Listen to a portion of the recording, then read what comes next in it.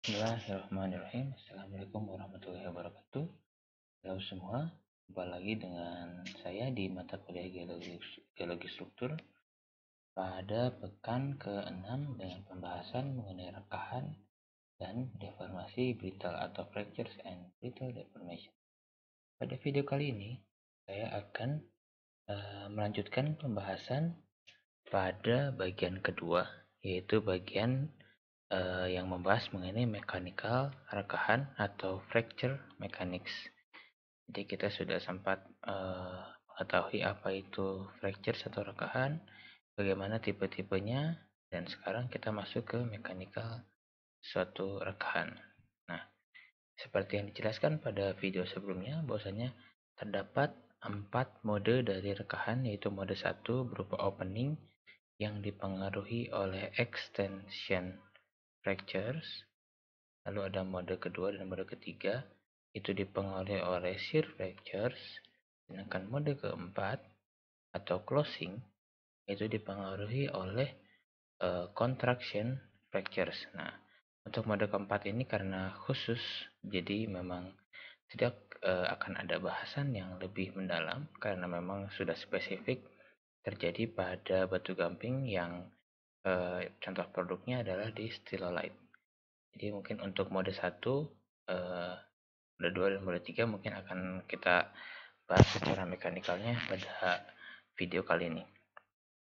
Jadi kita mulai pada mode 1.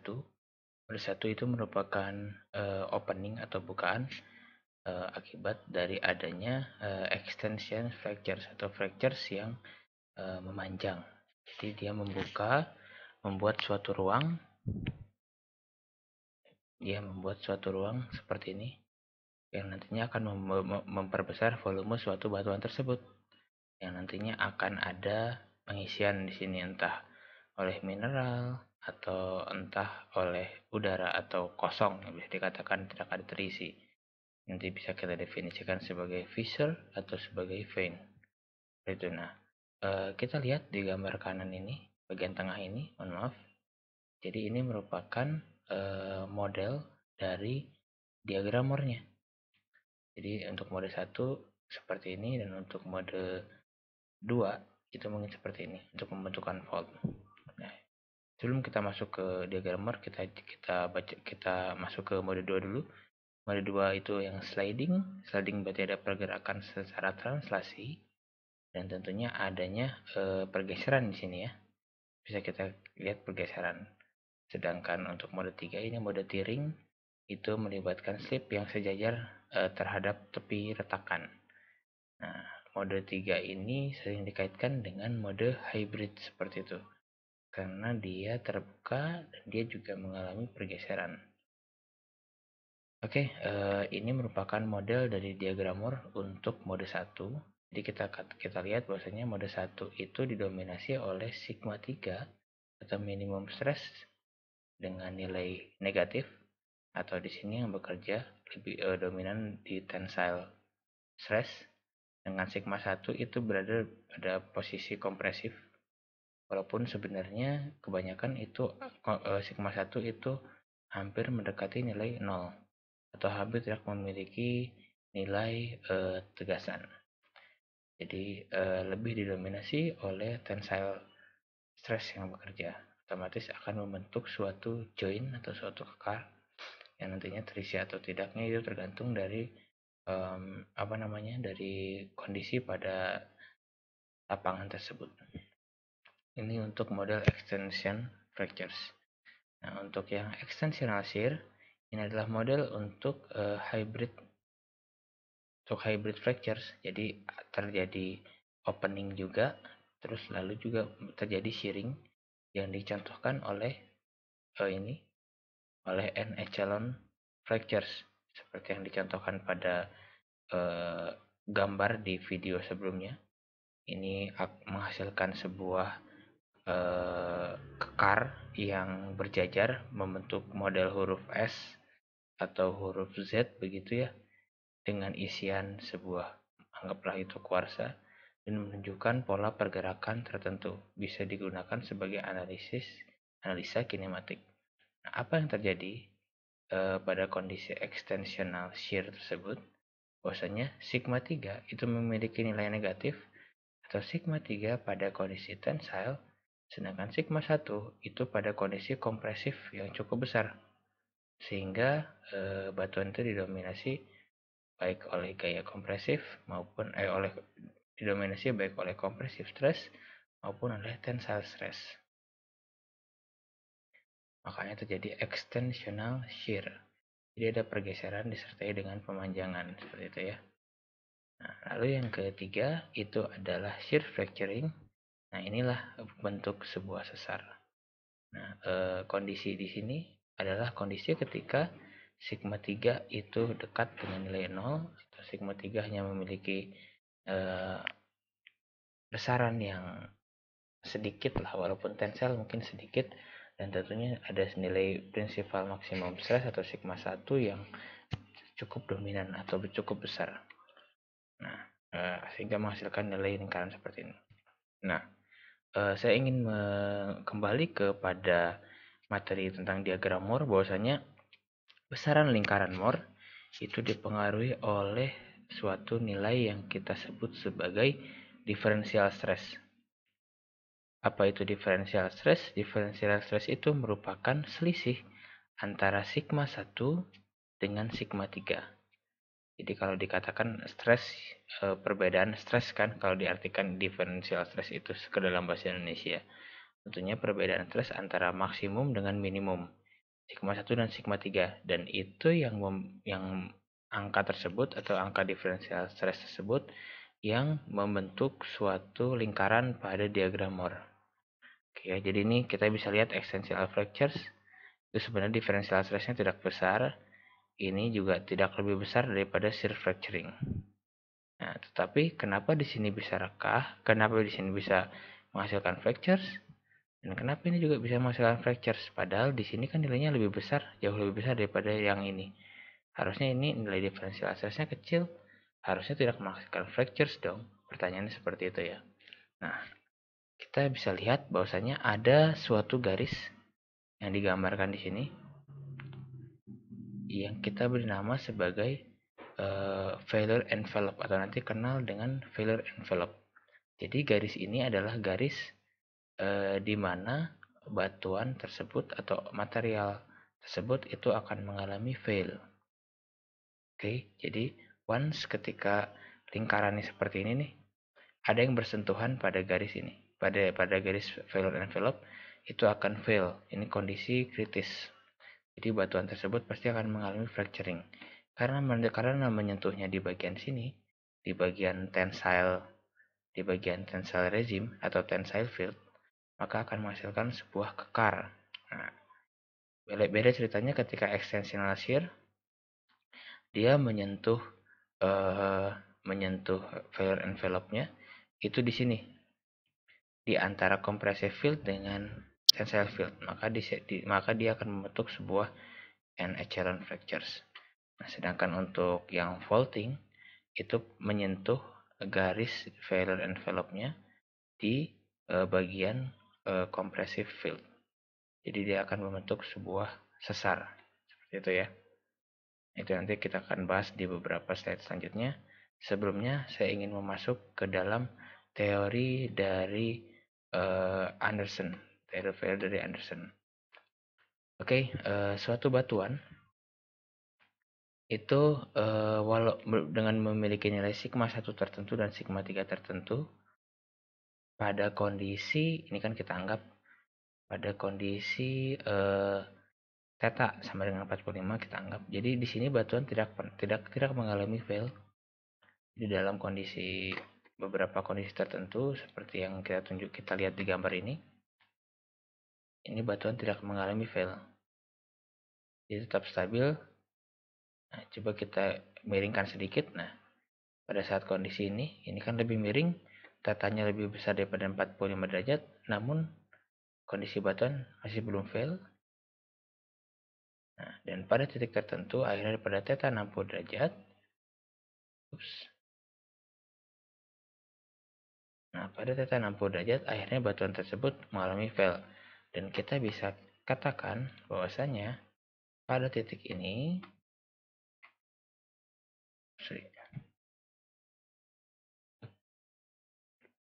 oke, sebentar. Pada titik ini merupakan titik dari titik dari failure-nya si benda ini gitu. Jadi titik failure-nya sih. Jadi maybe si file envelope-nya mungkin bentukannya seperti ini. Ya, pada material ini ya. Nah, mungkin seperti ini. Dan tentu pada kondisi kritis, kondisi menyentuh failure envelope ini dalam kondisi kritis, nantinya batuan akan fail. Jadi kita bisa katakan bahwasanya material gambar yang di sebelah kiri ini akan fail ketika sudut atau bidang rekahannya ini memiliki theta sama dengan 60 derajat. Tapi kalau misalkan kita kaitkan dengan model awal yang kita gambarkan, hubungan antara sigma 1 dengan bidang fractures, bahwasanya di sini sigma 1 ya. Jadi sudut ini 30 derajat ya. Kurang lebih kan kalau misalkan tetanya 60 derajat. Ya. Nah, berarti bisa kita katakan bahwasanya memang sudut geser dalam itu maksimal memang 30 derajat ketika batuan tersebut akan fail dengan nilai theta 60 derajat. Seperti itu. Oke. Nah,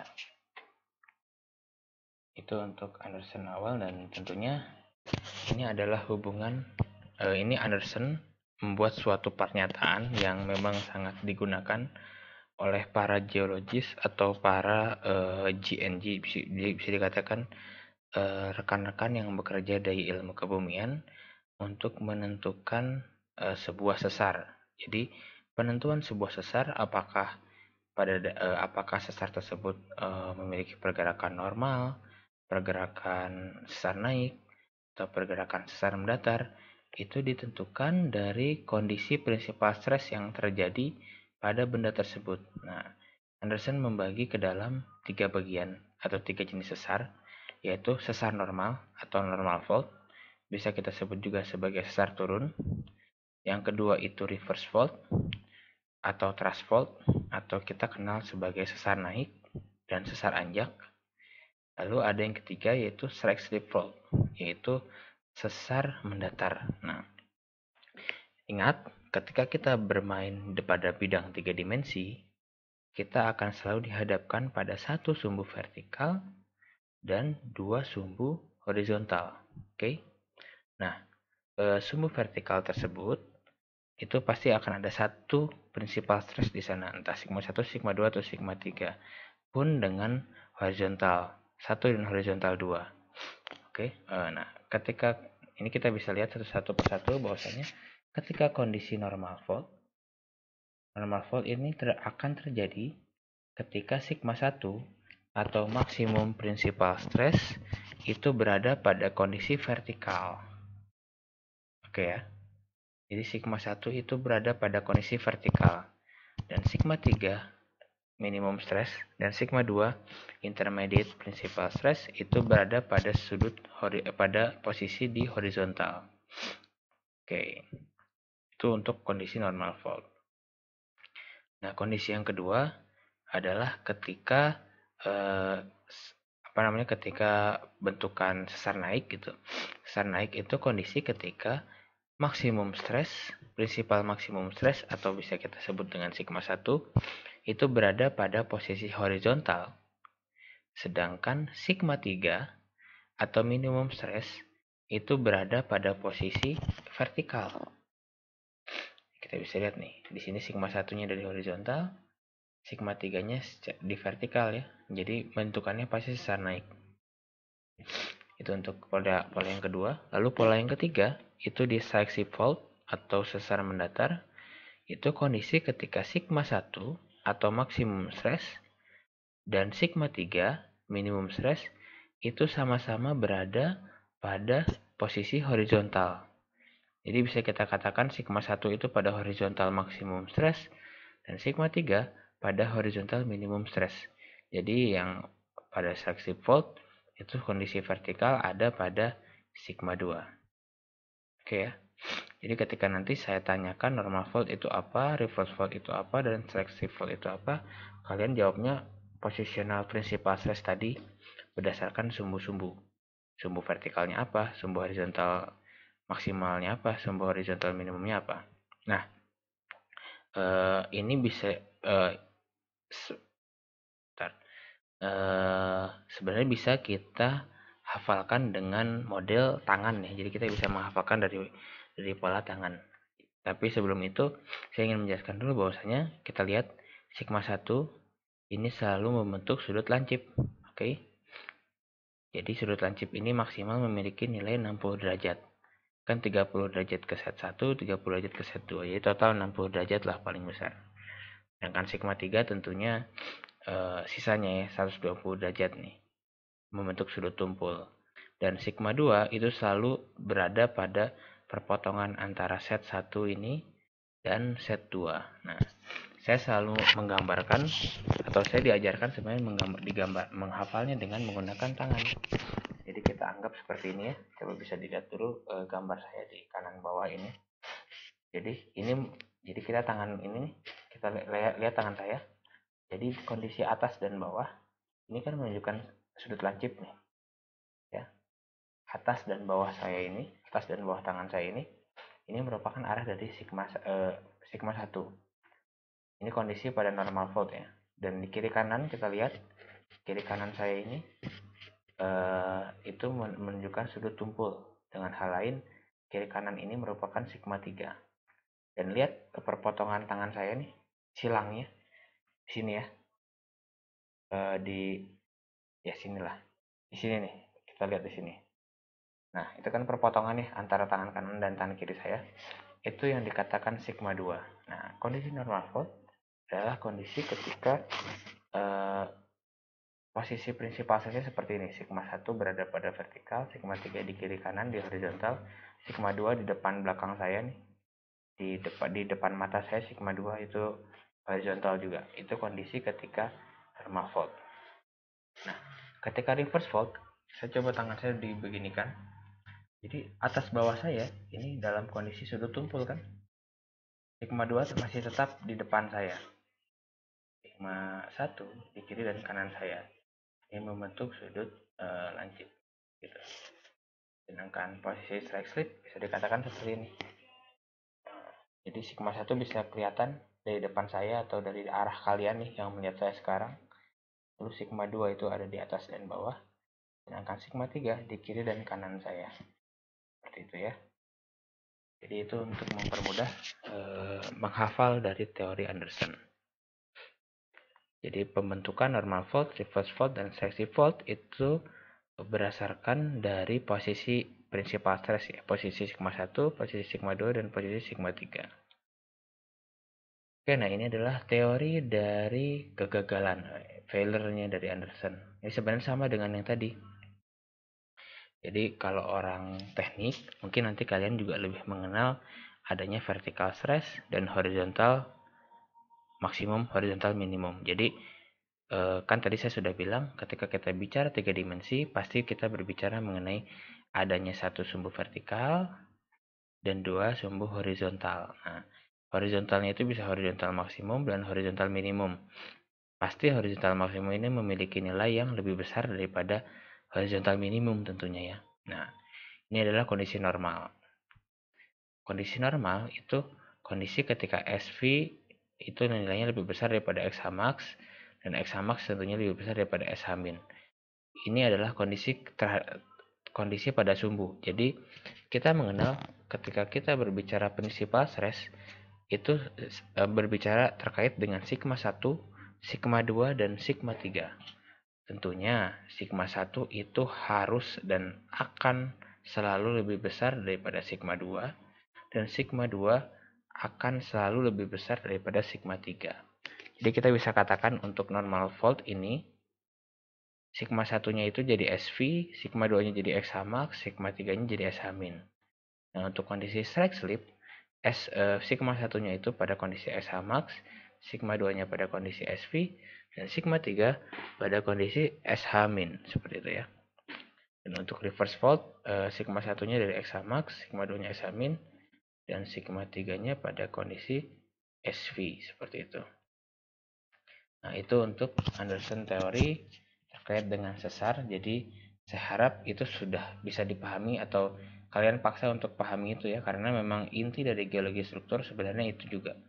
Jadi itu sebenarnya fundamental sekali. Jadi ketika memang kalian tidak bisa memahami itu ya, mungkin kalian juga tidak bisa dikatakan lulus mata kuliah geologi struktur. Oke, lalu kita masuk kembali, kita lihat kembali diagram Moore yang tadi. Ini terkait dengan failure envelope atau dikenal sebenarnya namanya failure criterion pada awalnya. Jadi ada beberapa jenis, ada column criterion, ada Griffith criterion, dan ada satu lagi von Mises criterion. Tapi pada kaidah brittle deformation, saya hanya akan menjelaskan mengenai column criterion dan Griffith criterion. Oke. Saya mulai dari ini, dari kolom failure criterion. Jadi ini sebenarnya kriteria kegagalan yang dihitung oleh Coulomb ya, oleh Charles Augustin Coulomb. Jadi dia itu menilai berapa nilai shear stress atau critical shear stress yang diperlukan untuk terjadinya sebuah failure. Baik, failure itu kan pasti menghasilkan sebuah fractures ya, baik menghasilkan sebuah join atau sebuah sesar, baik menghasilkan sebuah akar ataupun sebuah sesar. Nah, tentunya berbicara mengenai critical shear stress juga katanya pasti berbicara mengenai nilai normal stressnya berapa ya. Jadi berapa nilai normal stress dan critical shear stress yang dibutuhkan agar batuan tersebut itu mengalami fail atau kegagalan. Jadi kolom ini melakukan beberapa percobaan, kita bisa lihat di gambar sini. Nah, ini dia. Nah, begitu ya. Jadi dia melakukan beberapa percobaan. Pertama ini dari oke. Nah, sorry. Nah, kita lihat gambar yang pertama ini. Jadi dia melakukan percobaan, kondisinya ketika sigma 3-nya negatif, masih tensel, dan sigma 1-nya itu positif. Dia tarik, dia buat lingkaran Moore, dan walhasil pada kondisi stres tertentu atau kondisi sigma 1 tertentu dan sigma 3 tertentu, batuan tersebut akan fail. Dan tentunya ini dikatakan kondisi fail ini ketika normal stressnya pada nilai 0 dan shear stressnya itu pada kondisi tertentu, dan kita katakan kondisi ini adalah kondisi konstanta. Jadi ini kita katakan ini sebagai nilai C. Sorry, kita katakan titik ini sebagai nilai C atau nilai konstanta. Ya, itu berarti titik awal critical shear stressnya. Nah, setelah itu kita coba lihat lagi. Nah, jadi dia melakukan percobaan lagi. Jadi dia membuat sigma 3 itu seolah-olah 0 dan berapa sigma 1 yang dibutuhkan. Jadi dia tarik lagi dan hasilnya dia menemukan di bagian sini ini merupakan nilai critical stressnya. Lalu dia melakukan lagi. Nah, begini lagi. Akhirnya dia menemukan di sini nilai critical stressnya. Dan tentunya dia melakukan percobaan berulang kali. Dan kita bisa lihat bahwasanya percobaan ini dilakukan 1, 2, 4 kali ya. Dia 4 percobaan. Dan walhasil akhirnya menghasilkan sebuah garis linear dari C menuju titik yang memotong titik-titik ini. Nah, ini yang dinamakan kolom failure criterion. Kolom failure criterion.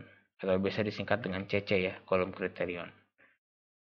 Itu ya. Jadi kolom criterion ini muncul sebagai garis lurus dan pastinya juga ada di posisi atas dan posisi bawah ya, karena ini kan seperti refleksi begitu, pencerminan.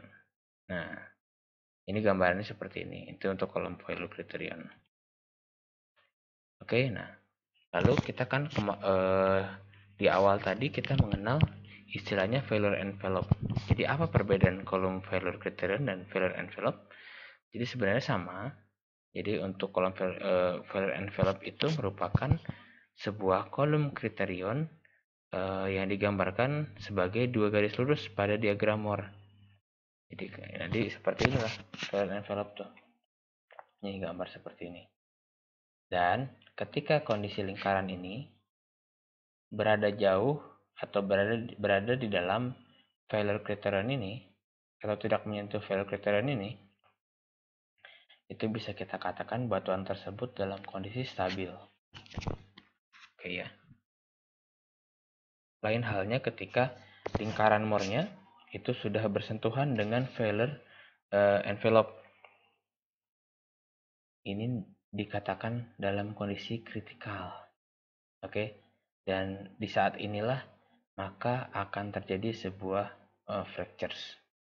Dimungkinkan akan terjadi sebuah fractures. Dan ketika kita lihat kondisi C yang sudah melewati failure envelope-nya, itu kondisinya dikatakan sebagai unstable. Kenapa unstable? Karena karena kondisinya juga tidak stabil, pasti ringkih, dan kemungkinan besar sih kondisi seperti ini kondisi yang tidak mungkin terjadi. Karena once ketika dia sudah bersentuhan dengan failure envelope, walhasil batuan tersebut kan akan mengalami fractures, akan fail terus mengalami fractures, dan tentunya ketika terjadi rekahan baik kekar maupun sesar, itu akan menurunkan nilai stres. Jadi stresnya itu pasti drop ke 0. Jadi sudah tidak bisa kita lihat lagi diagram Moore-nya. Yang kita lihat sudah material yang sudah terdeformasi seperti itu. Nah, kondisinya begitu ya. Jadi ada 3 kemungkinan. Nah, ini kondisi stabil. Kita bisa lihat. Nah, setelah menyentuh ini dalam kondisi critical stress situation, kondisi kritikal, dan ketika sudah melewatinya itu dikatakan sebagai impossible stress situation. Atau ya sebagai geologis saya akan menyebutnya sebagai unstable condition seperti itu. Oke, nah ini adalah untuk menentukan sebuah failure envelope ini bisa ditentukan dari uji eksperimen dari triaxial test gitu ya. Nah, seperti ini kurang lebih. Dia mengalami tes 1 dengan material yang sama, lalu ada tes 2, tes 3, tes 4, tes 5. Nah, itu lalu digambarkan pada kondisi seperti apa batuan tersebut akan fail, dan nanti ditarik garis lurusnya yang dinamakan sebuah envelope di situ, failure envelope. Oke, nah kita masuk ke kriterion yang kedua atau failure criterion yang kedua, itu dilakukan oleh Griffith.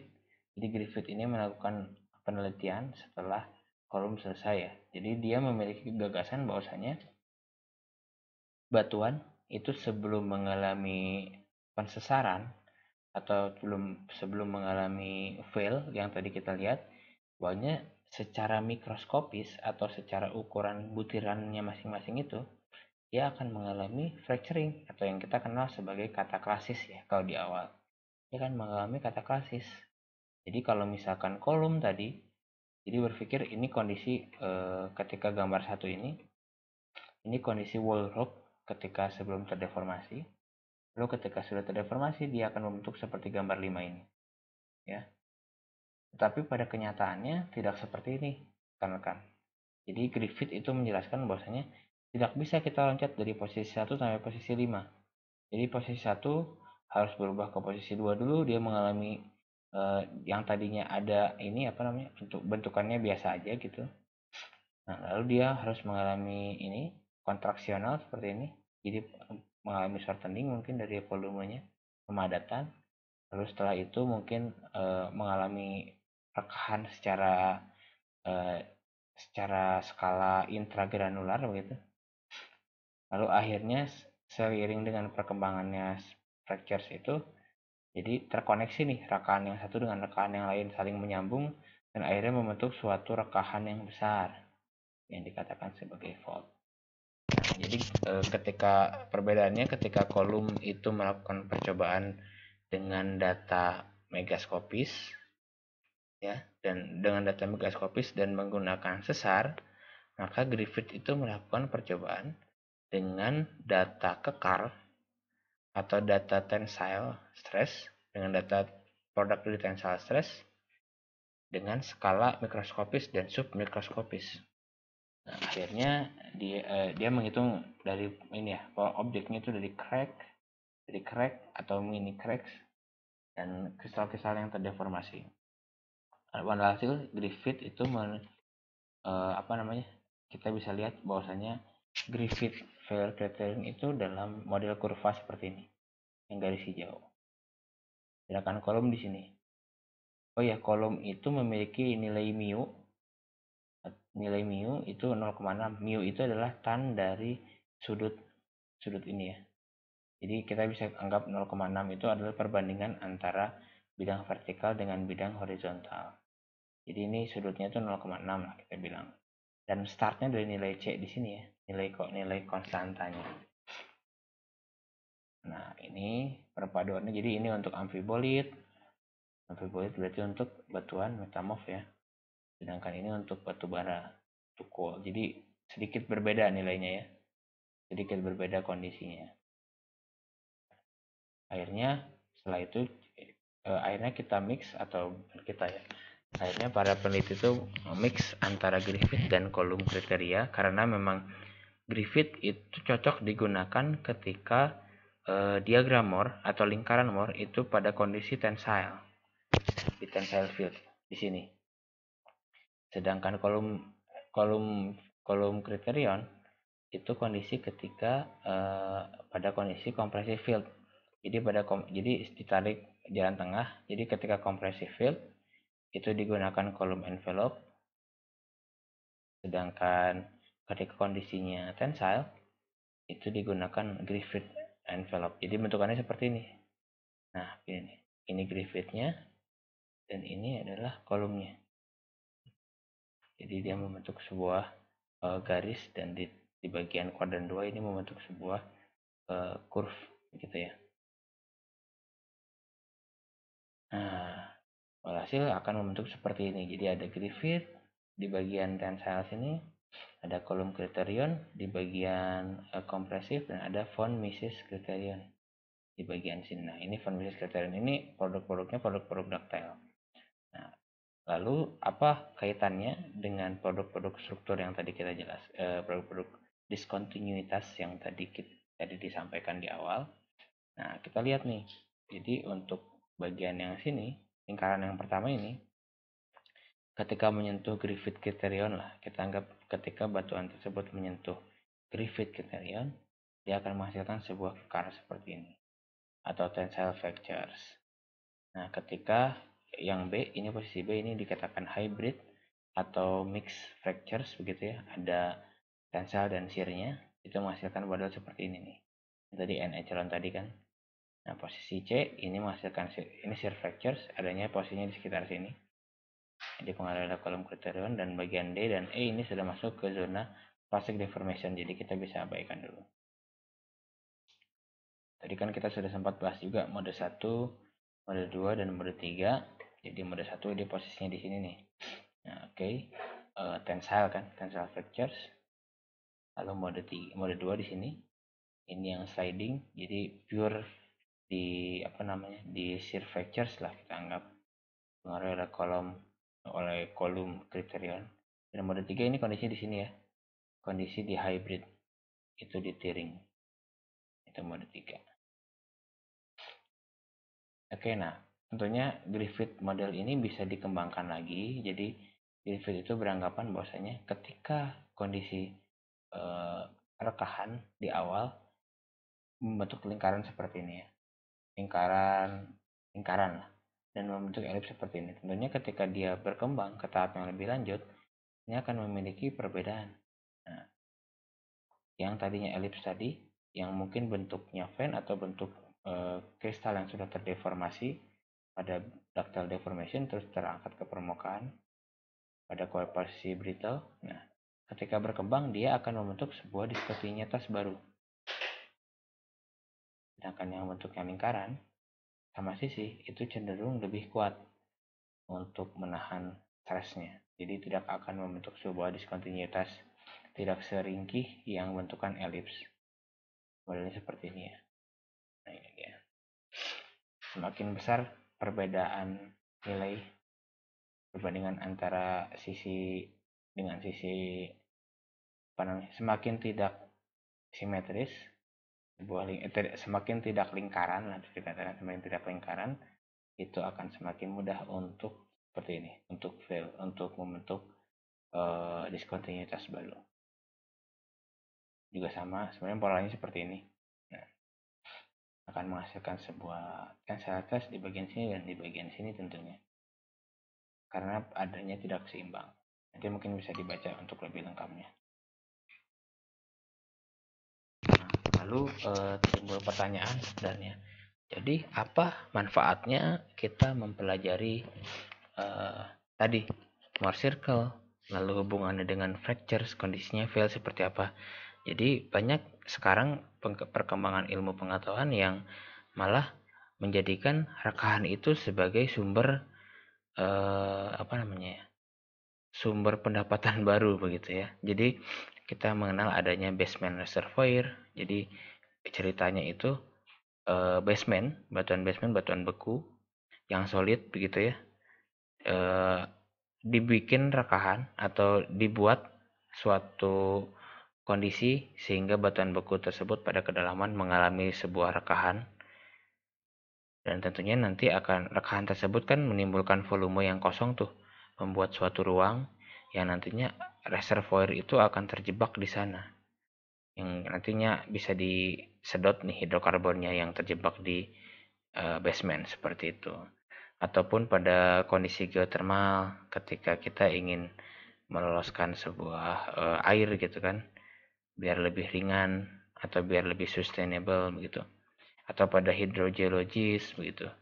Dan minimal mungkin ini digunakan ketika kita akan melakukan suatu pemboran ya. Jadi bagaimana caranya untuk membuat suatu lubang bor itu stabil, tentunya kita juga harus mengetahui kondisi-kondisi kritikalnya seperti apa. Jadi harus berapa kita masukkan sigma 1, sehingga batuan tersebut tidak sampai akan membuat suatu sesar. Seperti itulah gambarannya. Nah, ada beberapa cara bagaimana cara membuat suatu material itu yang tadinya stabil itu menjadi fail atau ya menjadi kondisi kritis. Nah, cara yang pertama kita lihat di gambar yang kiri. Ini merupakan cara meningkatkan prinsipal maksimum stressnya ya. Jadi awalnya nih karena seperti ini kan rekan-rekan nih, envelope-nya di sini. Nah, lalu kita besarkan saja nilai sigma satunya ya. Kita besarkan nilai sigma satunya yang sampai nanti menyentuh fail envelope-nya. Itu kondisi paling mudah, kita anggap paling mudah. Dan tentunya selain meningkatkan sigma 1, kita juga bisa sigma 1-nya tetap stabil di sana, tidak berubah, tapi kita kurangi nilai sigma 3-nya. Tentunya diferensial stressnya juga akan semakin besar ya, jadi diameter lingkaran juga akan semakin besar. Nah, ini mungkin nanti akan membentuk hybrid begitu. Atau ketika bersentuhannya di sini nih, ini lebih cenderung akan membentuk suatu join gitu. Atau suatu vein nantinya. Oke, kalau terisi. Nah, kondisi ketiga adalah kita tidak memperbesar nilai diferensial stress, tapi kita memperbesar tekanan dari fluida pada pori-pori batuan. Nah, ini spesifik pada batuan yang berpori.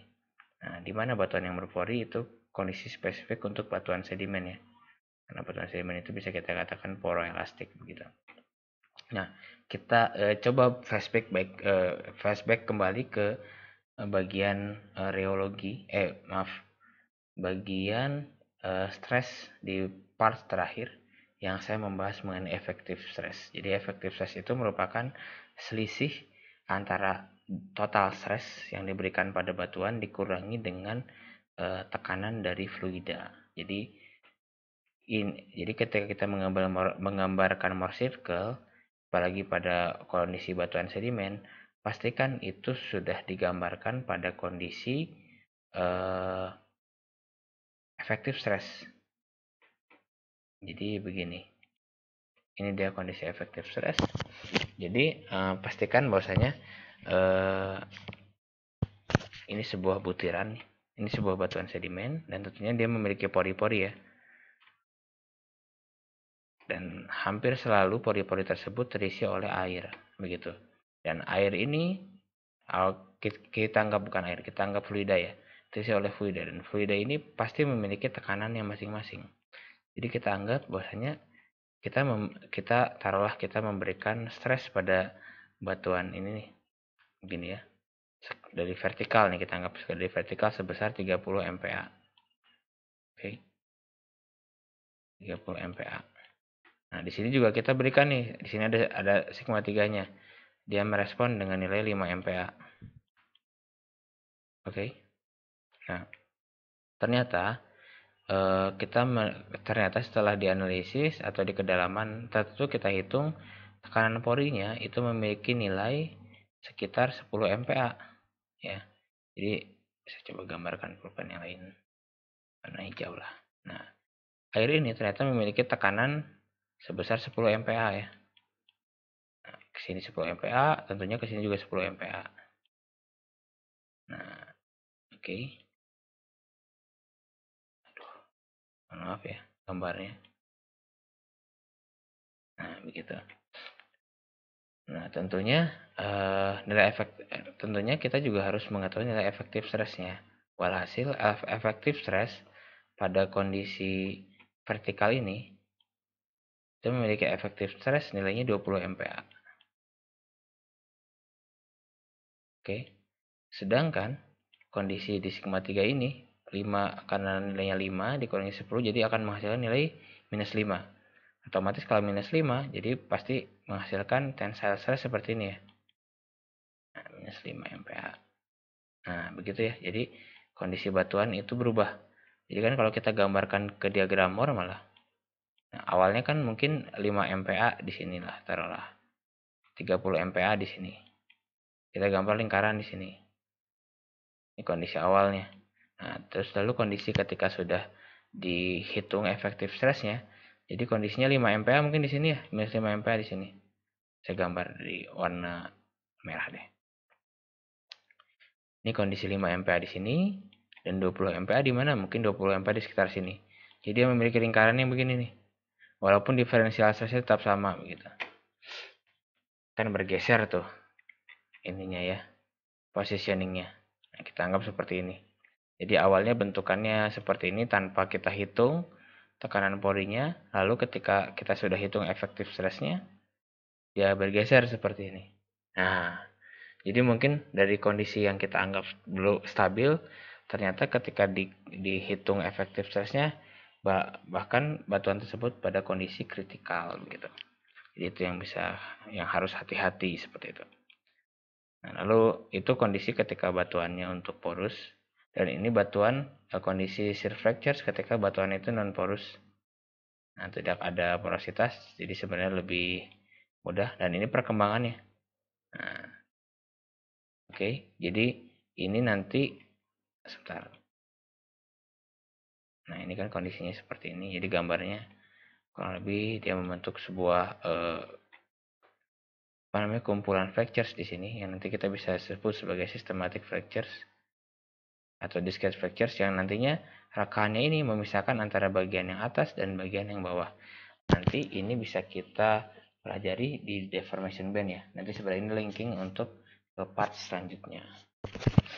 Oke, sebelum kita masuk ke video selanjutnya atau ke part selanjutnya, jadi saya juga akan menjelaskan mengenai morfologi dari join. Jadi tadi kita sempat berbicara mengenai sesar juga dan perkembangan dari Mohr circle-nya. Jadi ini adalah kita lihat dari morfologinya atau dari tampilan barangnya di lapangan seperti apa. Jadi untuk berbicara kekar, selain tadi kita kenal juga ada fissure, ada vein, dan ada dike and seal mungkin ya. Kita juga harus mengenal fitur-fitur secara morfologi dari dari kekar, maaf. Nah, jadi di kekar itu ada yang namanya nucleation. Nucleation itu merupakan titik inti dari kekarnya, pusat kekarnya gitu ya. Dan ada juga dikatakan propagation direction. Jadi itu arah perkembangan sesar seperti apa. Nah, itu untuk nucleation dan propagation direction itu nanti bisa dijelaskan pada slide setelah ini, pada slide yang setelah ini. Nah, ketika kekar itu tumbuh atau berkembang, dia akan menghasilkan model seperti daun ini ya. Jadi ini taruhlah di sini titik kekarnya, titik intinya. Jadi dia ini arah propagation directionnya, dan dia akan menghasilkan seperti daun begini, cabang-cabang daun. Yang cabang-cabang daun ini ketika muncul di permukaan itu bisa kita katakan sebagai suatu hackles. Hackles itu merupakan pola lengkung yang diakibatkan oleh extensional fractures yang akan membentuk sebuah sesar kekar yang berderet begini ya, atau end echelon fractures. Dan tentunya dia akan berpasangan, ada yang di bagian atasnya dan di bagian bawahnya. Kalau ini medannya, bidangnya ini bidang horizontal, mungkin bagian kanan dan bagian kirinya ini memiliki sesuatu yang dinamakan hackles begitu ya. Jadi hackles ini sebenarnya pola lengkung yang didefinisikan dengan relief yang terbentuk akibat extensional fractures, dan tentunya seolah-olah memancar dari titik nukleasi rekahan atau membentuk suatu kipas ya, membentuk suatu kipas lah, kita anggap seperti itu. Itu untuk hackles. Dan untuk frings itu merupakan zonanya, zona yang menunjukkan adanya hackles. Jadi ini hackle frings ya, berarti zona hackles. Ini frings itu di sini ya, dibatasin seperti ini. Ini fringsnya juga pasti akan ada dua, hackles ada di bawah, frings juga ada di sini. Nah lalu ada juga yang dinamakan sebagai rib.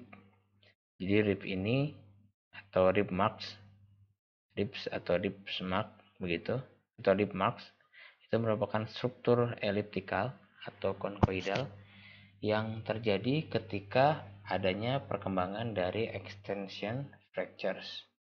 Dan tentunya ini bentukannya itu tergantung dari titik nukleasi dari kekar tersebut berada di mana. Nah, yang lebih menarik adalah ribs itu terjadi terakhir ya. Kalau diurut-urutannya berarti hackles dulu baru terjadi ribs. Dan ribs itu pasti selalu memotong hackles atau tegak lurus terhadap hackles. Kita bisa lihat hackles kan arahnya begini. Nah, ke sini ya. Sedangkan ribs itu begini. Jadi seperti seolah-olah tegak lurus lah antara ribs dengan hackles. Nah, ini penjelasan yang tadi. Jadi ini nucleation point itu titik poin. Di sini akan muncul ribnya nih, radius-radiusnya.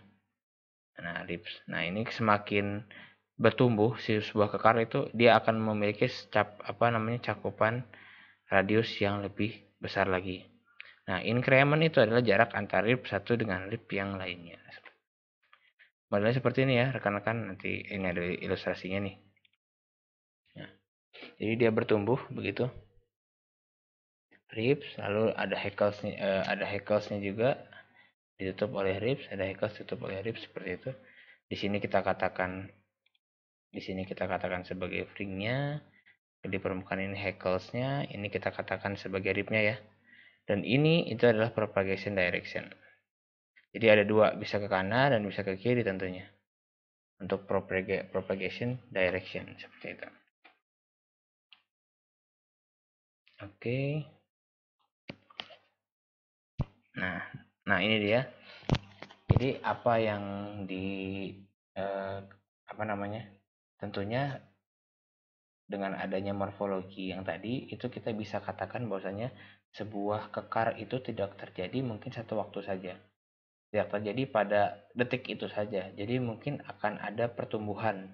Baik kekar maupun sesar juga akan bertumbuh gitu kan. At least terreaktivasi kembali. Oleh karena itu bisa jadi kita karena ada suatu event tektonik akhirnya menghasilkan kekar dengan arah sekian. Tetapi akibat kekarnya menghasilkan arah begitu, implikasinya akan menghasilkan rekahan-rekahan dengan arah yang berbeda. Nah, jadi kita bisa katakan ini adalah hubungan antara kekar satu dengan kekar yang lain. Dan ini adalah pekerjaan seorang structural geologist untuk menentukan kekar-kekarnya arahnya seperti apa dan lain sebagainya. Nah, jadi ini ada model Riedel shear, dijelaskan oleh model Riedel shear dan Moody and Hill ya. Jadi nanti tolong rekan-rekan semua tolong dipelajari model Riedel shear dan Moody and Hill.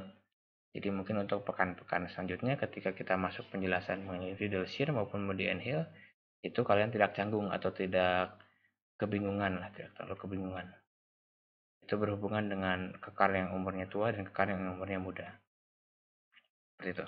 Nah, ini mungkin slide terakhir dari part ini, dari bagian ini. Jadi kita ketahui ada nucleation point di sini. Ini tampilannya yang ada ya. Ini ditemukan di lapangan. Jadi di sini ada lingkaran ellipse-nya gitu atau elliptical ellipse-nya, dan tentunya di sini mungkin akan ada cycles-nya. Nah, ini gambaran yang lebih real. Ini menunjukkan propagasi lokalnya, kita bisa lihat berarti kurang lebih seperti inilah. Ya, propagasinya seperti inilah. Ini ellipse-nya, ini cycles-nya.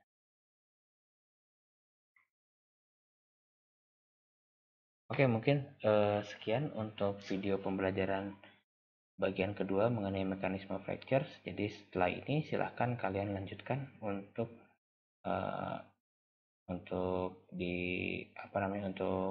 dipelajari tentang deformation band pada video yang sudah juga saya berikan pada link YouTube juga. Baik, saya akhiri pertemuannya. Mohon maaf apabila ada kesalahan ucap maupun perbuatan. Kita jumpa lagi pada video selanjutnya. Terima kasih. Assalamualaikum warahmatullahi wabarakatuh.